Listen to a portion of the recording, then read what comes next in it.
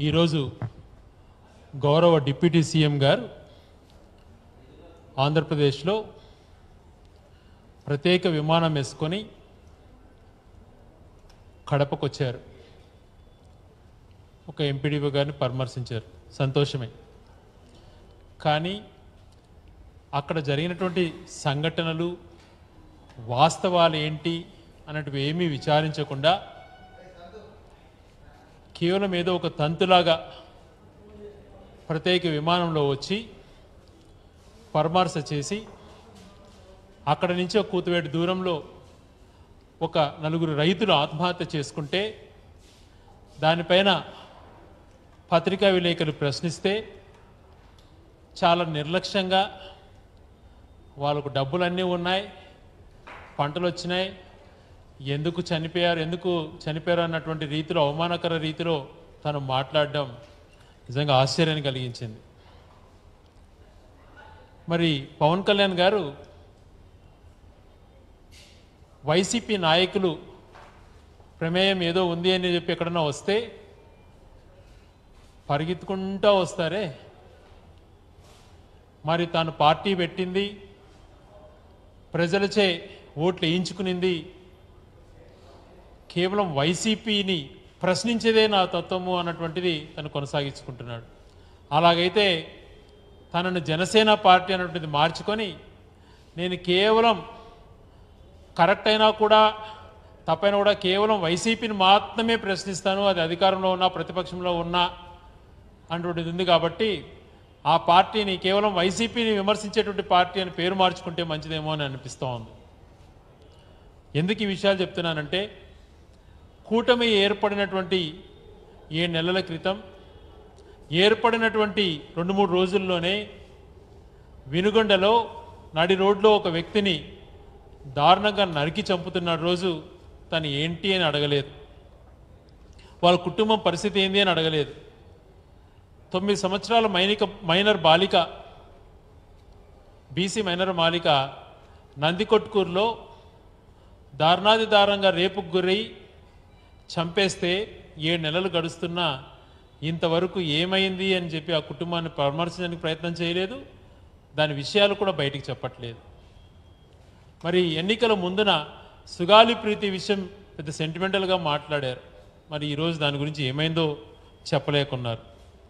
మరి అదే రకంగా ఈరోజు ఎక్కడైతే పరామర్శకు వచ్చాడో రిమ్స్ హాస్పిటల్ కడపకు, అక్కడే ఒక బాలిక దారుణంగా బద్వేల్లో కిరోసిన్ పోసి చంపారు, పెట్రోల్ కిరోసిన్ పోసి. ఆ పాప అక్కడే కన్ను మూసింది రిమ్స్లో. ఆ కుటుంబ పరిస్థితి ఏంది అని చెప్పి ఆలోచన చేయలేదు. మరి కాకినాడలో స్వయాన నేను ఎప్పుడు పవన్ కళ్యాణ్ గారు ఒక మాట అంటుంటారు, ఈరోజు కూడా పదే పదే మాట్లాడారు, నేను కులాలు చూడను మతాలు చూడను అంటూ మళ్ళీ అక్కడికి సంబంధించినటువంటి ఎండిఓ గారు ఎస్సీ మాలా సామాజిక వర్గము అని చెప్పారు. చెప్పడం తప్పనట్లేదు, ఎవరిపైన దాడి జరిగినా ముఖ్యంగా దళితులపైన ఏదైనా జరిగినప్పుడు ఖచ్చితంగా అందరం కూడా రెస్పాండ్ కావాలి.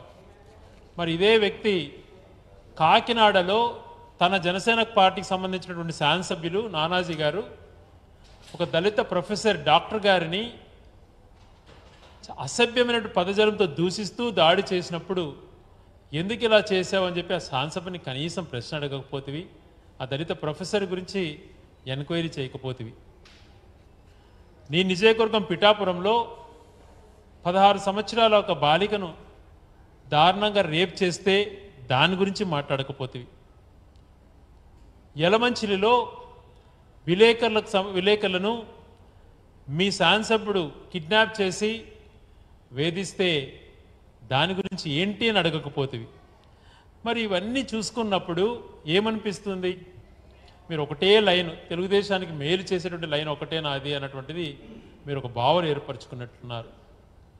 లక్షలాది మంది నిన్న రోడ్డుపైకి వచ్చి కరెంటు ఛార్జీలు తగ్గించాలా అని చెప్పి ధర్నా చేస్తే ఎన్నికల ముందు నీ సమీక్షంలోనే చంద్రబాబు నాయుడు గారు పవర్ ఛార్జెస్ పెంచము తగ్గిస్తాము అని చెప్పారు. మరి దాని గురించి ఇంతవరకు ప్రశ్న అడగలేదు. 6 గ్యారంటీలు ఏమైనా అన్నటువంటి మాట నోట్లో నుంచి రాదు. ఉద్యోగస్తులు పాపం వాళ్ళకు సంబంధించి 7 నెలలు గడుస్తున్న డిఏల గురించి కానీ వాళ్ళకు సంబంధించి మాట ఇచ్చినటువంటి సిపిఎస్ గురించి కానీ అలాగే ఇంట్రీమ్ రిలీఫ్ కనీసం ఏదైనా ₹1 కూడా వాళ్ళకు మేలు జరిగేటువంటి కార్యక్రమం కనీసం చర్చ కూడా జరగలేదు. రైతుల విషయంలో అలాగే ఉంది. విద్యార్థులు అయితే దారుణాతి దారుణంగా ఒక్క గవర్నమెంట్ పోస్ట్ కానీ ఏది కేవలం తీసేయటం వరకు పరిమితమైనారు, కానీ రిక్రూట్మెంట్ అంటుండేది ఎక్కడా జరగట్లేదు. కొద్ది రోజులు తిరుపతి లడ్డు విషయం పట్టుకున్నారు, దాని గురించి అక్కడ తప్పు అని తేలిన తర్వాత దాని గురించి నోరు మెదపట్లేదు. సనాతన ధర్మం గురించి మాట్లాడారు 2 రోజులు, అదేమైందో మరి తెలియదు. మరి ఇలాంటి అన్ని సంఘటనలు అన్నీ ఉంటే దాని గురించి ఆలోచన చేయకుండా వచ్చావు. మరి మాట్లాడే పద్ధతిలో ఆడ వాస్తవాలు ఏం జరిగినా తెలుసుకోవాలి కదా. నిన్న గాల్వీడు అన్నటువంటి ఒక మండల హెడ్ క్వార్టర్స్లో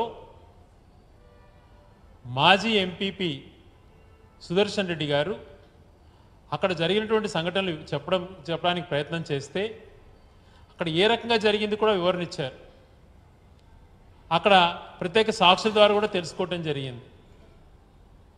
ఒక ఎక్స్ఎంపీపీ తన ఛాంబర్కు తన తల్లి ఎంపీపీగా ఉన్నారు, తన ఛాంబర్లో ఏదైతే కింది స్థాయి అధికారులు ఫోన్ చేసి తననే పిలిపించారు కాబట్టి అక్కడికి వెళ్ళిన తర్వాత అక్కడ ఉన్నటువంటి ఎంపీపీ ఛాంబర్ తాళాలు ఇవ్వమంటే అక్కడ ముందుగే ప్రీప్లాన్డ్గా గుమికూడినటువంటి జనం అంతా కూడా దాడి చేసి ఏ రకంగా 5 నిమిషాలలోనే వందలాది మంది అక్కడికి చేరుకొని ముందున్నటువంటి వాళ్ళతో సహా పెప్పర్ స్ప్రే చల్లుతూ విపరీతంగా వైసీపీ వాళ్ళని పైన దాడులకు చేసినటువంటి దానిపైన కనీసం ఏ ఒక్కరూ మాట్లాడకపోవడం దురదృష్టకరం. దానికి సంబంధించినటువంటి వీడియోలు కూడా బయటకు వచ్చాయి, ఏ రకంగా టీడీపీ వాళ్ళు దాడులు చేసింది అని చెప్పి. మరి ఈ రకమైనటువంటి వీడియోలు పోలీసు అధికారుల దగ్గర కూడా ఉన్నాయి. అక్కడికి వెళ్ళి పోలీసులు వచ్చినా కూడా పోలీసు అధికారులు ముందర కూడా సుదర్శన్ రెడ్డి గారి పైన వందలాది మంది దాడి చేస్తుంటే మరి ఎందుకని పోలీసులు కానీ దాని గురించి ప్రశ్నించట్లేదు?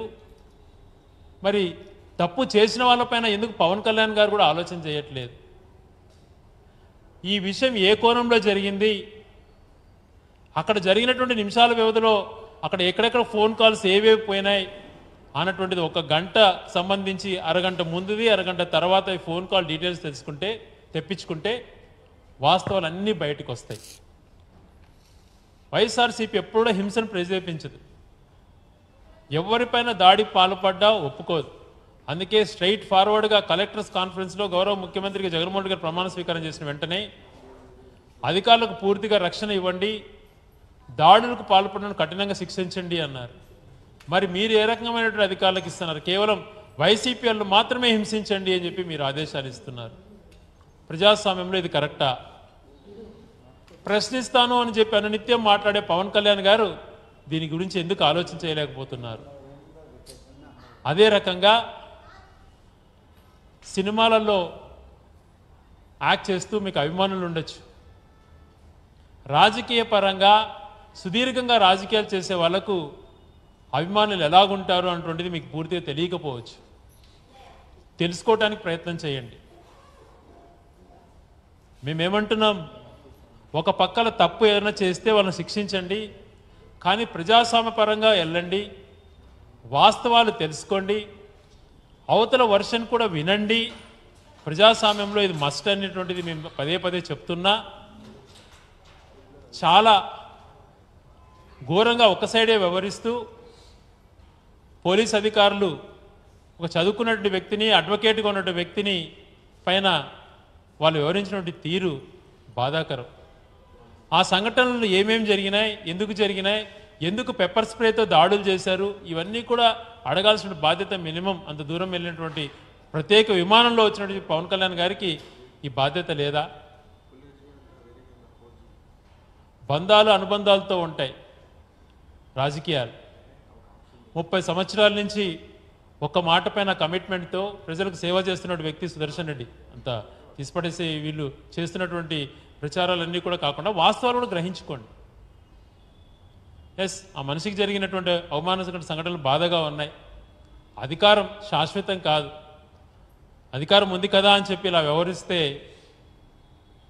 మీకు కూడా ఎలాంటి వడ్డీతో సహా వచ్చేటువంటి రోజులు కూడా వస్తాయి. నిజంగా ఒక క్లర్కును కూడా రాజకీయంగా ఎంత ఉన్నత స్థాయిలో ఉన్నప్పుడు కూడా సార్ అని సంబోధించేటువంటి సంస్కారం మాకుంది. హోంగార్డ్ స్థాయి వ్యక్తిని కూడా అన్నా అన్నటువంటి సంస్కారం మాకుంది. అటు పార్టీలో నుంచి కానీ ఇలా తల్లిదండ్రుల దగ్గర నుంచి కూడా నేర్చుకున్నాం సంస్కారం అటువంటిది. అందరినీ ఒక ఘాటి కట్టేసేసి హేళన చేయకండి.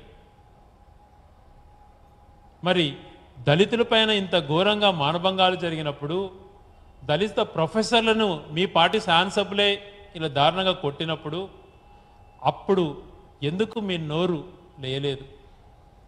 ఎందుకు కనీసం దానిపైన విచారణ ఎందుకు అడగలేకపోయినారు? ఎందుకు ప్రెస్లో కనీసం ఈ దాడిని ఖండిస్తున్నామన్న మాట కూడా చెప్పలేకపోయినారు? ప్రత్యేక విమానంలో కడపంటే రాజకీయం చేయడానికి పరిగెత్తుకుంటూ వచ్చారే. ఒక పక్కన దేశానికి ఆర్థిక సంస్కరణలు చేసి ఎంతో గొప్ప వ్యక్తి అయినటువంటి మన్మోహన్ సింగ్ గారి దాన సంస్కారాలు జరుగుతున్న సమయానే రాజకీయాలు మాట్లాడడానికి ప్రయత్నం చేసేవి, రాజకీయ కోణంలో చేసి అదే పర్యటనకు వచ్చి రైతులు ఆత్మహత్య చేసుకుంటే దాన్ని చులకనగా మాట్లాడినట్టు మీరు ఎందుకు ప్రాపర్గా వ్యవహరించట్లేదు? ఒక బాధ్యతమైనటువంటి పదవిలో ఉన్నప్పుడు ఎలాగ వ్యవహరించాలి, ఒక అంశం పైన మాట్లాడేటప్పుడు వెనక ఏం జరిగింది, ఎందుకు జరిగింది అన్నటువంటిది కూడా అడగలేని పరిస్థితిలో మీరు ఉన్నారు అని అంటే కేవలం వైసీపీ నాయకులు ఏదో చేశారని ఎక్కడన్నా వచ్చేస్తే వెంటనే దాన్ని ఏదో రియాక్ట్ అయిపోయి మేము వాళ్ళని దొక్కుతాం, రాయలసీమ యువతల గురించి చులకనగా మాట్లాడుతాం, రాయలసీమ పరిస్థితి నుంచి పదే పదే హేళనగా చేస్తాం. గతం నుంచి మీకు అలవాటు అయిపోయింది. 15 చంద్రబాబు నాయుడు గారు పరిపాలన మొదలైనప్పటి నుంచి ఎక్కడో రైలు గారిపోతే రాయలసీమ గుండాలే, ఎక్కడో జరిగితే రాయలసీమ యువత మారాలని మాట్లాడడం. మరి ఎందుకు రాయలసీమకు మంచి చేయడం, రాయలసీమ గురించి మాట్లాడంటే మీరు అక్కడ హైకోర్టు మూవ్ చేస్తా అంటే ఎందుకని మీరు అడగలేకపోయారు? అక్కడ యువత కోసం ఎందుకు మీరు అడగలేకపోయినారు? అక్కడ లా యూనివర్సిటీ అక్కడి నుంచి ఎత్తేస్తుంటే ఎందుకు అడగలేకపోతున్నారు? మరి ఎంఎస్ఎంఈ సెంటర్ వల్ల ఎంతోమంది ట్రైనింగ్ పొంది యువతకు ఎంతో మేలు జరిగేటువంటి ఎంఎస్సి సెంటర్ కొప్పర్తి నుంచి మారుస్తుంటే ఎందుకు మీరు ప్రశ్నించలేకపోతున్నారు? ఇవి చేయండి రాయలసీమ వాళ్ళపైన కానీ అక్కడ మంచి చేయాలన్నటువంటి ఆలోచన ఉన్నప్పుడు. అలా కాకుండా రాజకీయ కోణంలోనే విమర్శలు చేయటం సరైనటువంటిది కాదు అని చెప్పి గౌరవ కూటమి ప్రభుత్వానికి సంబంధించినటువంటి గౌరవ ముఖ్యమంత్రికి కానీ ఉప ముఖ్యమంత్రి గారికి కానీ తెలియజేస్తున్నాం.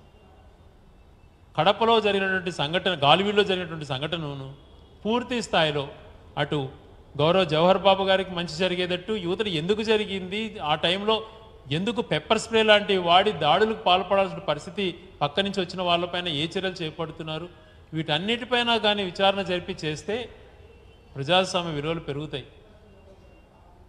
అలా కాకుండా ఒక్క సైడ్గానే చేసి ఇలా ఒక పార్టీనే ఎంతసేపు కించపరిచే విధంగా వ్యవహరించాలి, ఆ పార్టీని ఎక్కడ కూడా ఉండనీయకూడదు అన్నటువంటి మీ ఆలోచనలు తప్పుడు ఆలోచనలు. ఎందుకంటే నిన్న జరిగినటువంటి పిలుపు మేరకు ధర్నా కార్యక్రమం, విద్యుత్ ఛార్జీలు పిలుపు ప్రజల కోసం నిలబడిన పక్షాన పోరాడినప్పుడు ప్రతిపక్ష పార్టీగా మేము ప్రజలకు అండగా ఉన్నామని చెప్పి ఎలా వేలాది మంది మాకు మద్దతుగా వచ్చారో అందరూ కూడా చూసింటారు. ప్రజాస్వామ్యంలో ప్రశ్నించే వాళ్ళని గౌరవించాలి. ఒక సంఘటన జరిగినప్పుడు నిజాలు ఏంటి అనేది అబ్జర్వ్ చేసుకోవాలి. అలా కాకుండా ఒక్క సైడే ఒత్తిళ్ల ప్రకారం వ్యవహరిస్తే ఖచ్చితంగా తగిన మూల్యం చెల్లించుకుంటారు. పవన్ కళ్యాణ్ గారు ఇంకా మీరు కడప వదిలిపోయినట్లేరు. ఇప్పటికైనా మీరు కడపలో ఉంటే రైతులు ఎందుకు ఆత్మహత్య చేసుకున్నారనేటువంటి హేళన మాట మీరు వాళ్ళని పరామర్శించండి, మంచి చెడు తెలుసుకోండి. గతంలో ఈ 7 నెలల నుంచి దళితులపైన కానీ మిగిలిన వర్గాలపైన కానీ మహిళలపైన కానీ జరిగిన దాడులు ప్రతి ఒక్కటి మీరు తెప్పించుకోండి, వాళ్ళకు సహాయం చేయండి. ఎందుకంటే దాదాపుగా 72 మంది పైన బాలికలను మహిళలను అఘాయితాలకు పాల్పడిన వాళ్ళకు జగన్మోహన్ రెడ్డి గారు ప్రతి కుటుంబానికి 10 లక్షలు సహాయం చేశారు. ప్రతిపక్షంలో ఉన్న మీరు ప్రభుత్వంలో ఉండి కనీసం వాళ్ళకు భరోసా ఇవ్వలేకపోతున్నారు. మరి వీటన్నిటిపైన ఆలోచన చేయండి. కేవలం ఒక్క సైడ్ రాజకీయమే మాట్లాడొద్దు అని చెప్పి పవన్ కళ్యాణ్ గారికి తెలియజేస్తూ మీలో మార్పు రావాలి. కేవలం నేను పార్టీ పెట్టింది వైసీపీని ప్రశ్నించడానికే కాదు, ఎక్కడ తప్పు జరిగినా వాస్తవంగా ఉంటాను అన్నటువంటి భావన ప్రజలకు కల్పించాలని చెప్పి పవన్ కళ్యాణ్ గారిని కోరుకుంటూ సెలవు తీసుకుంటున్నాను.